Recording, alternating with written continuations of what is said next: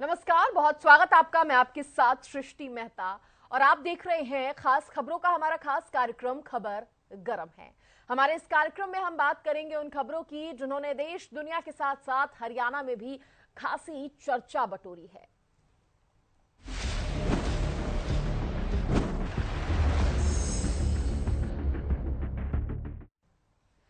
अब देखिए, खालिस्तानी चरमपंथी हरदीप सिंह निज्जर की कनाडा में हत्या को लेकर भारत और कनाडा के रिश्तों में काफी तनाव आ चुका है। वहीं अमेरिका और उसकी सुरक्षा एजेंसियां भी इस घटना में काफी रुचि ले रही हैं। कहा जा रहा है कि हाल ही में भारतीय विदेश मंत्री एस जयशंकर के अमेरिकी विदेश मंत्री एंटनी ब्लिंकन से मुलाकात के दौरान भी ये मुद्दा उठाया गया था। रिपोर्ट देखिए।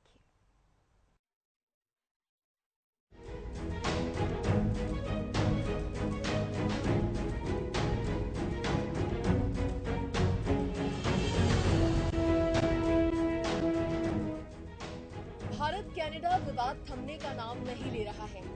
वहीं अमेरिका भले ही प्रत्यक्ष रूप से इसमें दखल नहीं दे रहा है, लेकिन वह भारत को लगातार कनाडा के साथ सहयोग करने की बात कहता रहा है।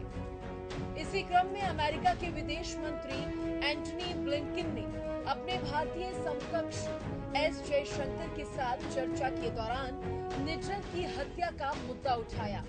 एक अंतर्राष्ट्रीय समाचार एजेंसी के मुताबिक एक अमेरिकी अधिकारी ने इस बात की पुष्टि की है। इससे पहले कनाडा के पीएम ट्रूडो ने भी कहा था कि उन्हें पूरा भरोसा है कि अमेरिका भारत के सामने ये गंभीर मुद्दा जरूर उठाएगा। उन्होंने कहा था कि मुझे इस मामले में अमेरिकी अधिकारियों की तरफ से आश्वासन भी मिला है। अमेरिका ने अब तक हमारा साथ निभाया है। उन्होंने लगातार भारत से कहा है कि वो कनाडा में निज्जर की हत्या की जांच में सहयोग करें। मीटिंग में ब्लिंकन और जयशंकर के बीच द्विपक्षीय संबंधों को आगे बढ़ाने को लेकर चर्चा हुई। बैठक के बाद अमेरिकी विदेश मंत्रालय के स्टेटमेंट में बताया गया कि दोनों नेताओं के बीच भारत की G20 presidency, India middle east corridor के अलावा ट्रेड, डिफेंस, स्पेस और क्लीन एनर्जी पर भी चर्चा हुई। हालांकि इसमें निज्जर मामले का कोई जिक्र नहीं किया गया। मीटिंग में पहले ब्लिंकन के साथ भारतीय विदेश मंत्री जयशंकर ने मीडिया से बात करते हुए कहा था कि यहाँ आकर अच्छा लगा है। वहीं भारतीय विदेश मंत्री ने G20 समिट में सपोर्ट करने के लिए अमेरिका का धन्यवाद भी किया। ब्लिंकन के अलावा जयशंकर ने अमेरिका के NSA जेके सुलिवन, कई अमेरिकी सांसद और थिंक टैंक से भी मुलाकात की। इस दौरान दोनों देशों के बीच रिश्तों को और मजबूत करने पर फोकस रहा। बता दें कि 18 सितंबर को कनाडा के प्रधानमंत्री जस्टिन ट्रूडो ने अपनी संसद में खालिस्तानी नेता हरदीप सिंह निज्जर की हत्या का आरोप भारत पर लगाया था। Today I'm rising to inform the House of an extremely serious matter. I just informed the leaders of the opposition directly that I want now to speak with all Canadians. Over the past number of weeks, Canadian security agencies have been actively pursuing credible allegations of a potential link between agents of the government of India and the killing of a Canadian citizen, Hardeep Singh Nijjar. जिसके बाद भारतीय विदेश मंत्रालय ने Canada के इन आरोपों का प्रभावी रूप से खंडन कर दिया था। We told the Canadians that this is not the government of India's policy. Two, we told the Canadians saying that, look, if you have something specific, if you have something relevant, let us know. We are open to looking at it. इस घटना पर दुनिया भर का रुख neutral ही रहा है। वहीं अमेरिका ने लगातार इसे लेकर चिंता व्यक्त की है और भारत से जांच में सहयोग करने की अपील की है। बता दें कि 24 सितंबर को अमेरिका के एक अखबार ने दावा किया था कि निज्जर की हत्या के बाद अमेरिकी खुफिया एजेंसियों ने कनाडा को इंटेलिजेंस इकट्ठा करने में मदद की थी। इसी के आधार पर कनाडा को ये निष्कर्ष निकालने में मदद मिली कि भारत इसमें शामिल था। हरियाणा न्यूज की रिपोर्ट।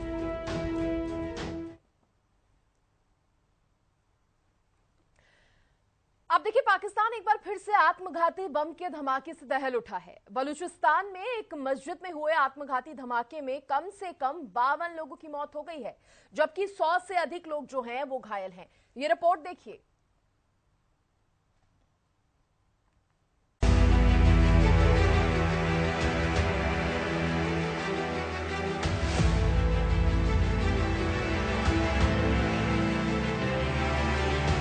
आतंक की नर्सरी कहा जाने वाला पाकिस्तान अब अपने कर्मों का अंजाम भुगतने के लिए मजबूर है। उसके द्वारा पाले गए आतंकी अब उस पर ही कहर बनकर टूट रहे हैं। यहां बलूचिस्तान में एक मस्जिद में हुए आत्मघाती हमले में एक डीएसपी समेत कम से कम 52 लोगों की मौत हो गई, जबकि 100 से अधिक लोग घायल हुए हैं। ये आत्मघाती हमला तब किया गया जब लोग ईद मिलाद उन नबी के जुलूस के लिए इकट्ठा हो रहे थे। बलूचिस्तान के मस्तुंग में लोग ईद मिलाद उन नबी का जुलूस निकाल रहे थे और इसी दौरान अल फलाह मदीना मस्जिद के पास जुलूस के बीच में एक आत्मघाती हमलावर ने घुसकर साथ चल रही पुलिस उपाधीक्षक नवाज गिशकोरी की गाड़ी के पास धमाका कर दिया। धमाका इतना तेज था कि कई किलोमीटर दूर तक आवाज सुनाई दी। धमाका होते ही वहां भगदड़ मच गई। लोग इधर उधर भागने लगे और अफरा तफरी में एक दूसरे को कुचलने लगे। कराची प्रशासन ने पुलिस कर्मियों को अतिरिक्त सावधानी बरतने के निर्देश दिए। धमाके के बाद पहुंचे राहत कर्मियों को भयावह दृश्य देखने को मिला। दूर दूर तक शव पड़े थे। जहां कुछ देर पहले धार्मिक नारे सुनाई दे रहे थे, वहां घायलों की चीखें गूंजने लगी। घायलों को अस्पताल पहुंचाया गया। आसपास के अस्पतालों में आपात स्थिति घोषित कर दी गई।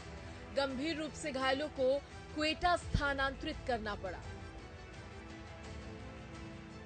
पाकिस्तान के राष्ट्रपति आरिफ अलवी और केयरटेकर प्रधानमंत्री अनवार उल हक काकड़ ने भी इस हमले की निंदा की है।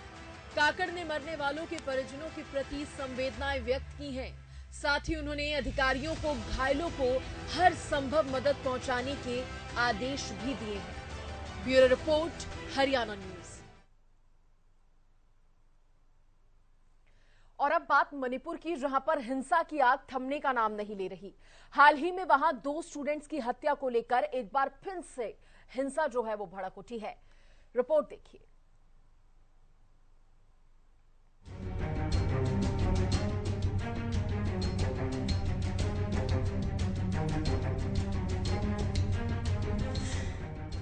मणिपुर में एक बार फिर से हिंसा का दौर भड़क उठा है। यहाँ पिछले कई दिनों से 2 लापता स्टूडेंट्स की हत्या को लेकर विरोध प्रदर्शन जारी है।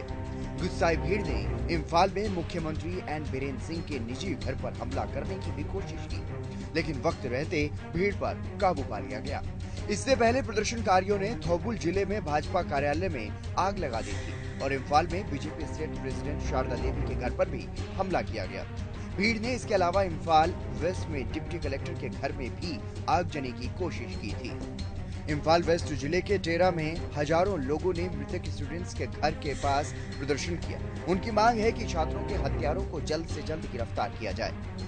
बता दें कि सीएम बीरेन सिंह और सरकार पर पहले ही मैतेई समर्थक होने के आरोप लगते रहे हैं। ये फैसला विवादों में इसलिए है क्योंकि शांतिपूर्ण घोषित किए गए इम्फाल थौबुल में ही मैतेई लोगों की भीड़ ने आगजनी की और बीजेपी दफ्तर जला दिए गए। बता दें कि मणिपुर में 23 सितंबर को मोबाइल इंटरनेट से बैन हटने के बाद 2 स्टूडेंट्स के शवों की फोटो सामने आई थी, जो सोशल मीडिया पर वायरल हो रही है। फोटो में दोनों की बॉडी जमीन पर पड़ी हुई नजर आ रही है। हालांकि दोनों के शव अभी तक नहीं मिले हैं। जुलाई में दोनों स्टूडेंट्स एक दुकान में लगे सीसीटीवी कैमरे में दिखाई दिए थे, लेकिन उसके बाद से उनका पता नहीं चल सका है। वहीं पूरे मामले पर सरकार का कहना है कि दोषियों पर कड़ी कार्रवाई की जाएगी। फिलहाल सीबीआई मामले की जांच कर रही है। वहीं सुरक्षा बलों ने अपराधियों को पकड़ने के लिए तलाशी अभियान भी शुरू कर दिया है। जारी उपद्रव के बीच सरकार ने लोगों से अपील की है कि उन्हें संयम बरतना चाहिए और जांच एजेंसियों को अपना काम करने दें। मुख्यमंत्री एन बीरेन सिंह ने यह कहा है कि केंद्र और राज्य सरकार साथ मिलकर काम कर रही है। दोषियों को छोड़ा नहीं जाएगा। जल्द ही सभी आरोपियों की गिरफ्तारी की जाएगी। Bureau report, Haryana news. चलिए अब रुख अगली खबर का करते हैं, जहां भारतीय सेना अपनी ताकत बढ़ाने के लिए बड़ी संख्या में तोपें खरीदने की योजना बना रही है। सेना ने रक्षा मंत्रालय को 400 तोपें खरीदने का प्रस्ताव भी भेज दिया है। पूरा मामला क्या है, इस रिपोर्ट में समझिए।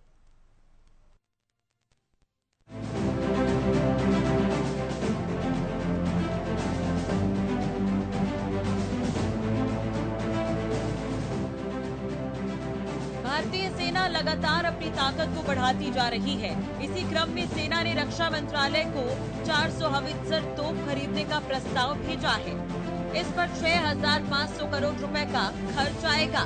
पूरी तरह से स्वदेशी इन तोपों का निर्माण defence research and development organisation ने किया है। सूत्रों के अनुसार सरकार जल्द ही एक हाई लेवल मीटिंग बुलाने वाली है, जिसमें हावित्जर तोपों की खरीदी पर फैसला लिया जाएगा। हावित्जर यानी कि छोटी तोपें दरअसल दूसरे विश्व युद्ध और उसके बाद तक युद्ध में बहुत बड़ी और भारी तोपों का इस्तेमाल होता था। इन्हें लंबी दूरी तक ले जाने और ऊंचाई पर तैनात करने में काफी मुश्किलें होती थी। ऐसे में हल्की और छोटी तोप बनाई गई, जिन्हें हावित्जर कहा गया। आपको बता दें कि हावित्जर तोप पुरानी तोपों से काफी हल्की है। इस तोप से दागे जाने वाले गोलों की रेंज 48 किलोमीटर है, जबकि उसी गोले को बोफोर्स तोप 32 किलोमीटर दूर तक दाग सकती है। ये 155 mm की कैटेगरी में दुनिया में सबसे ज्यादा दूरी तक गोले दागने में सक्षम है। ये तोप -30 डिग्री सेल्सियस से लेकर 75 डिग्री सेल्सियस के तापमान पर सटीक फायर कर सकती है। हावित्जर तोप अपनी 26.44 फुट लंबी बैरल से हर मिनट में 5 गोले दाग सकती है। इसमें ऑटोमेटिक राइफल की तरह सेल्फ लोडेड सिस्टम भी है। इस तोप से निशाना लगाने के लिए थर्मल साइट सिस्टम लगा है, मतलब रात में भी इससे सटीक निशाना लगाया जा सकता है। इसके अलावा इसमें वायरलेस कम्युनिकेशन सिस्टम भी मौजूद है। इस तोप को ट्रक से खींचा जाता है। हालांकि ये गोला दागने के बाद बोफोर्स की तरह कुछ दूर खुद ही जा सकती है। इस तोप का कैलिबर 155 mm है, मतलब ये है कि इस आधुनिक तोप से 155 mm वाले गोले दागे जा सकते हैं। हावित्जर तोप को DRDO की पुणे स्थित लैब ARDE ने Bharat force limited, Mahindra defence naval system, Tata power strategic और ऑर्डिनेंस फैक्ट्री बोर्ड ने डेवलप किया है। 2013 में इसके डेवलपमेंट का काम शुरू हुआ था और पहला कामयाब टेस्ट 14 जुलाई 2016 में किया गया। इस तोप का इस्तेमाल और खासियत काफी कुछ बोफोर्स तोप से मिलती जुलती है, इसलिए इसे देशी बोफोर्स भी कहा जाता है। ATAGS तोप ऑटोमेटिक मोड फायरिंग और वायरलेस कम्युनिकेशन के अलावा हाई एंगल पर सबसे छोटे मिनिमम डिस्टेंस और रेगिस्तान व पहाड़ी इलाकों में जबरदस्त प्रदर्शन करने में सक्षम है। ATAGS को सभी इलेक्ट्रॉनिक ड्राइव और पूरी तरह से ऑटोमेटिक बारूद हैंडलिंग सिस्टम के साथ सभी तरह के गोला बारूद को आग लगाने के लिए डिजाइन किया गया है। Special desk, Haryana news.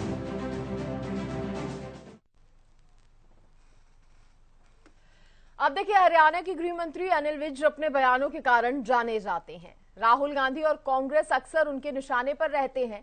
अब जब राहुल गांधी समाज के अलग अलग तबकों के बीच जाकर उनसे मुलाकात कर रहे हैं, तो विज ने राहुल गांधी को लेकर करारा निशाना साधा है और लोगों से एक खास अपील भी कर दी है। क्या है वो अपील, इस रिपोर्ट में देखिए।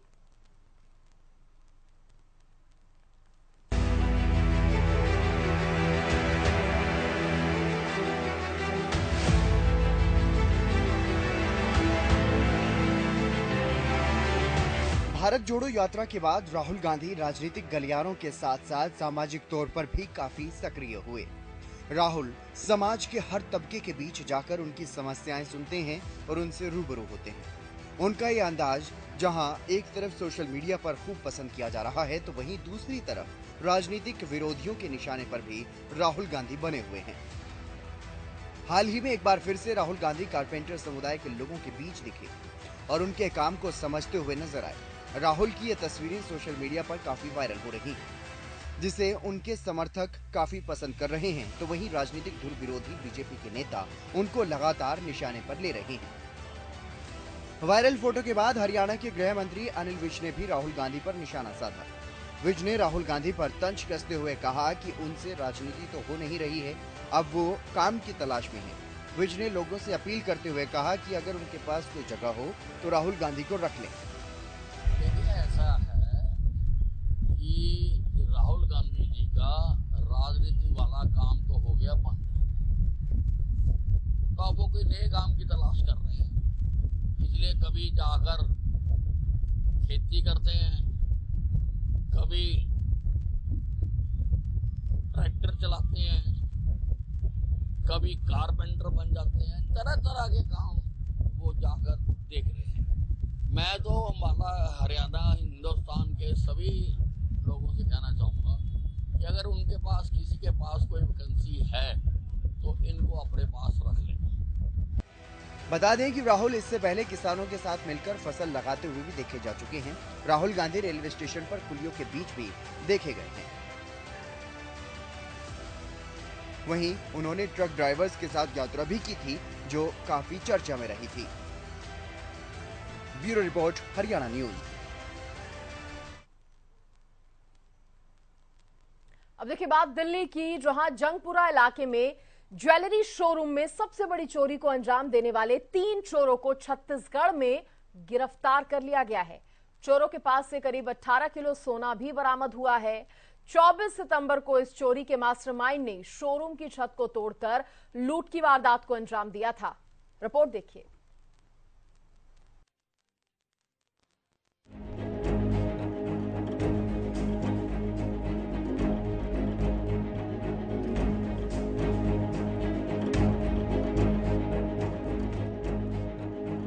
देश की राजधानी दिल्ली में रविवार को ज्वेलरी शोरूम से 25 करोड़ रुपए के सोने की चोरी के मामले में पुलिस को बड़ी सफलता मिली है।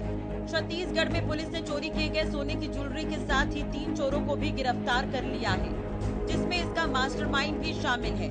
जब पुलिस ने आरोपी के ठिकाने पर छापा मारा तो चादर पर बिछे सोने को देखकर दंग रह गई। उस चादर पर सोने की इतनी ज्वेलरी रखी हुई थी जिसका वजन 18 किलो से भी ज्यादा था। पुलिस जिस वक्त छापा मारने पहुंची थी उस समय इन गहनों को चादर, बैग और बोरे में छुपाकर रखा गया था।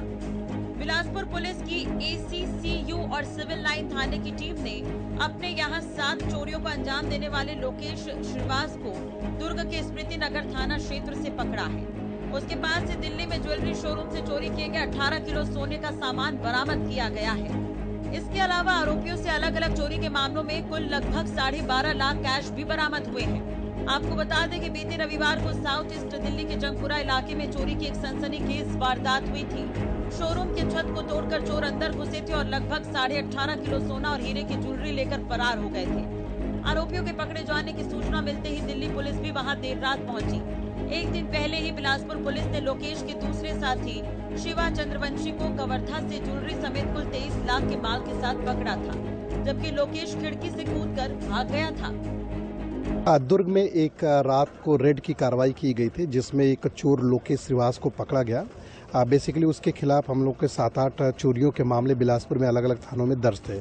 कल उसके एक साथी को पकड़ा गया था कवर्धा से, जिसके साथ 23 लाख का सामान, ज्वेलरी और कैश मिला था। जब उसके बाद वो वहीं से भागा था और हमारी टीम जब वहाँ पहुँची, रायपुर और दुर्ग की पुलिस को भी साथ लेके हम लोग पहुँचे थे और वहाँ जब उसको पकड़ा गया, लगभग 12.5 लाख जो कैश है उसके घर से मिला है। और चेक करने के बाद दिल्ली में काफ़ी बड़ी चोरी हुई थी, उस चोरी के भी लगभग जो 18.5 किलो सोना, डायमंड ज्वेलरी भी मिला है। दिल्ली पुलिस भी टीम भी पहुंची हुई थी।